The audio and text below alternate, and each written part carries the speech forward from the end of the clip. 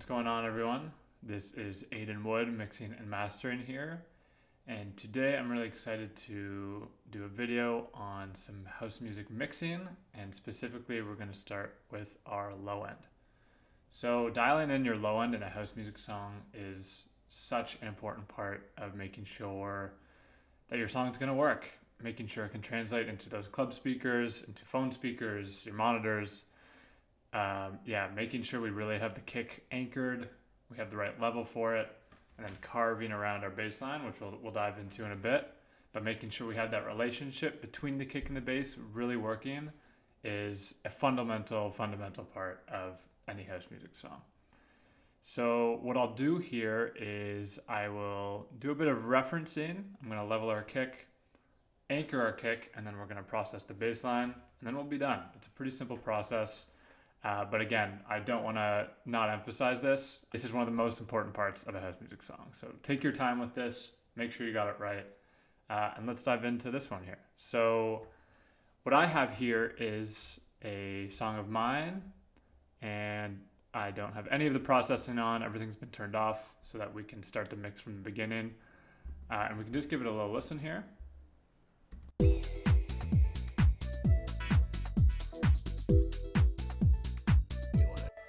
Yeah, so you can pretty quickly hear that things are much too loud, the drums are really loud, the low end sounds super muddy, some of the synths might be a little weird too.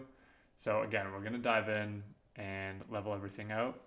But what is a good way to start with any sort of mix down is just start with your low end, because your kick's gonna be the loudest part of your song. When we anchor that in and then get our bass line right, we can get everything else to the right level. And if you're changing the level of your kick a lot and you're going back and touching it, it's going to make you have to go back and change other parts like your drums and your synths, your vocals. So my biggest suggestion and what I'll do is I'm going to anchor the kick. I'm going to get it to the right level that I want, and I'm not going to touch that thing. I'm going to leave it the way it is because I want everything to be built around the kick, the bass, and so on. So what I'll do here is I'll just solo out our kick here, and I'll look at the level meter just to make sure it's around the level that I'm looking for. So let's solo our kick. Yeah, we can see it's around 6.29. I might even bring it back just a little bit.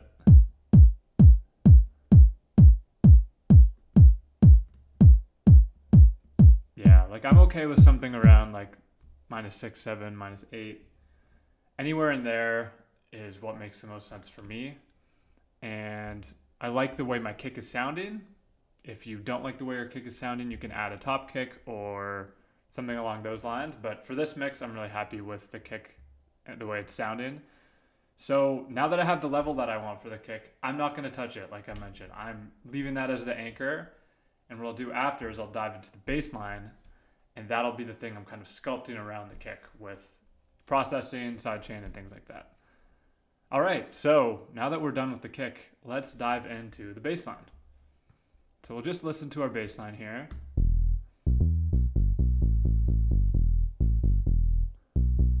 We can hear it's very subby, like we have a very subby bass line here.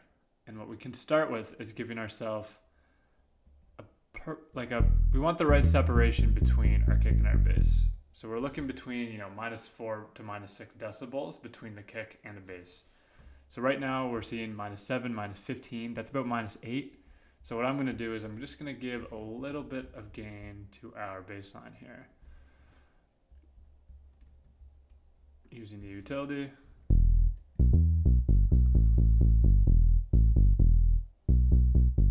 Just do that again. So we can see -13. That's around the -6 level. I'm okay with that. That is what is going to work. And when we do our processing, we might get a gain or two up. So I'm happy with where this is sitting right now. Now what I'm going to look for is I'm going to think of how this bass line is sounding. I mentioned before that this is a subby bass line. So what we might want to do is add a little bit of saturation to this bass line. Again, I'm also going to try and do my best to use Ableton native stuff because they've got some fantastic plugins in here. So let's just go and use the Ableton saturator. You can use the warm-up lows. Just gonna bring this up a little bit. actually going to use warm-up highs here. I'm going to go, yeah, around the 250 frequency range is about right.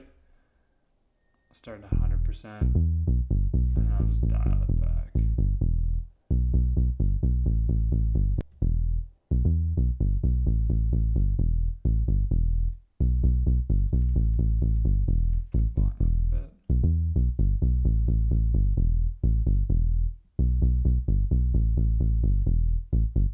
Try A-B in it without, with. Give it a little bit more here.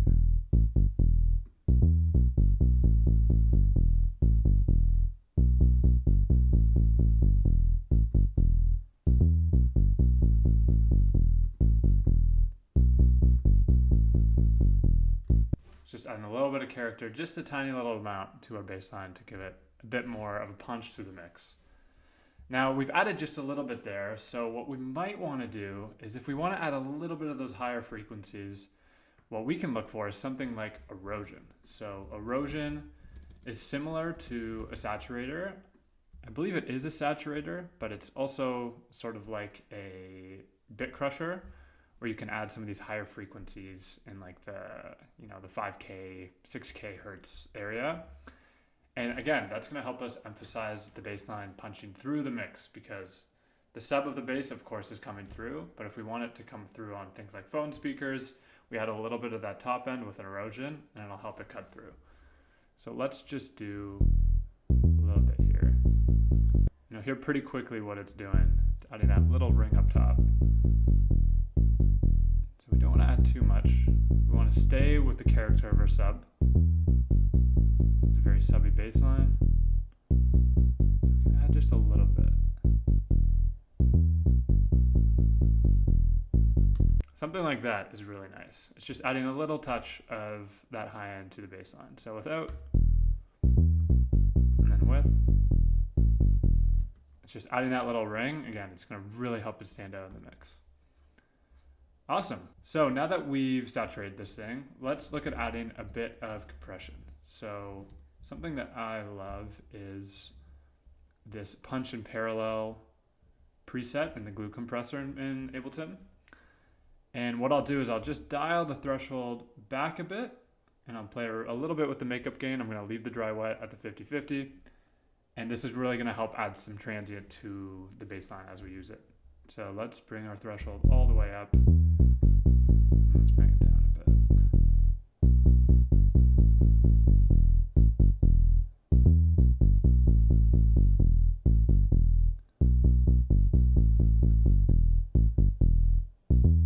You can see it adding a bit of gain, so we'll be careful with the makeup.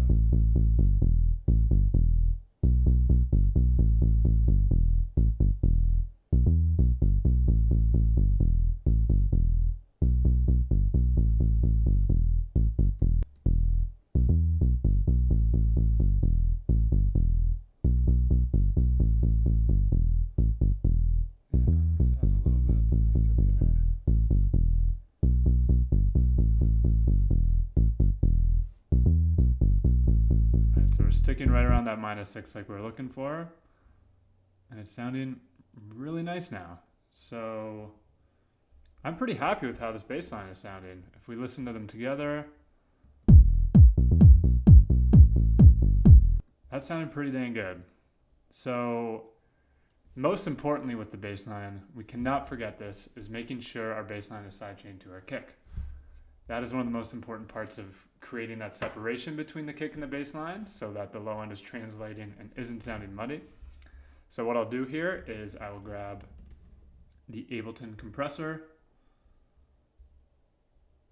and I will just add some sidechain this way. So we open up the sidechain, we'll click on external. I'm going to route this to our kick. Let's bring the attack down a bit and the ratio up. The release back a little bit, and then we're gonna sidechain this thing.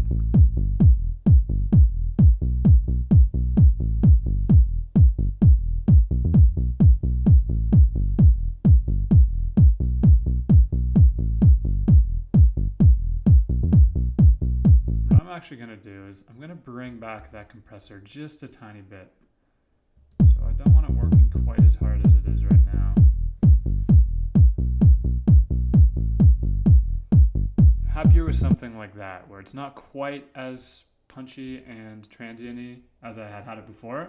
Just bring it back a little bit. And now, because I'm doing that with the sidechain in action, using the sidechain as your last, which you should always do, using it as your last form of processing, sometimes you'll want to go and change things just a tiny bit. So I've just changed a little bit of the bass processing there just to get the sound that they want out of it. All right, perfect. So now that we've sidechained our bass, we can listen to them together. You can see our levels here. We can actually give our bass line a little bit more gain. Just a tiny bit. I'm going to do like half a dB, maybe a bit more.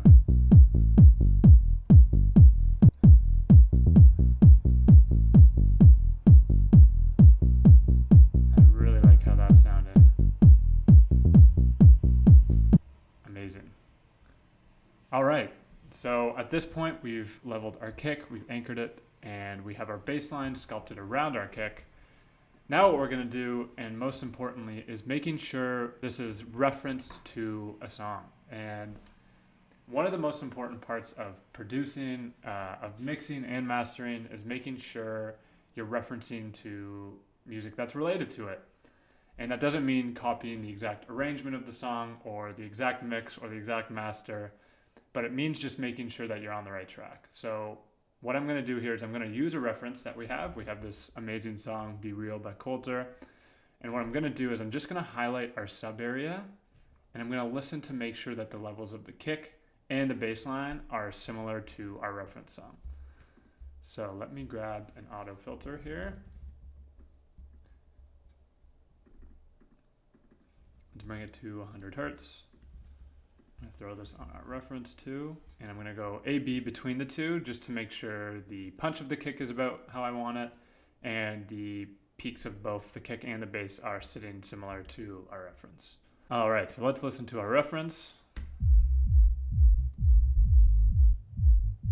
And then to our low end.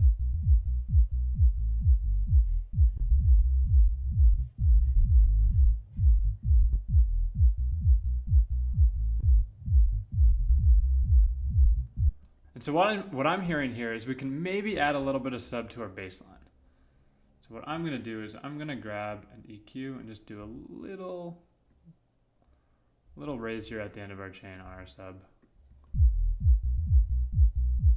Just something like that. So we listen without and with. Just getting what we need there. Do a little cut. 20 Hertz.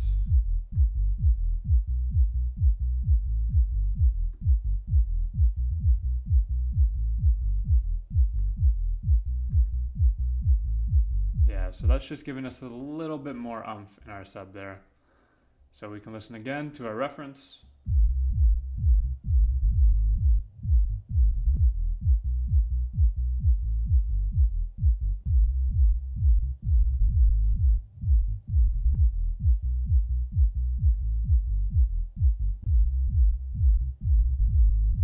All right, now that's sounding just about the same as our reference here. Okay guys, this has been Aiden Wood mixing and mastering here, doing a deep dive on Lowend like we mentioned. Again, some of these rules are not always going to be the same. Sometimes your kick anchor is actually going to be a different level. It all depends on the samples and stuff that you're using. So keeping in mind that these are tips, but not 100% concrete rules. But learning how to use these rules as they come, knowing how to sidechain, specifically to your kick in the context of the song, knowing which processing to use, which saturation to use, if you don't need to compress, if you do need to compress, things like that, which you'll learn over time as you continue to work on your songs. But yeah, this has been a deep dive into our low-end mixing here. Thanks everyone for watching. If you have any comments at all, please let me know in the comment section below, and I'll catch you guys in the next one. Peace.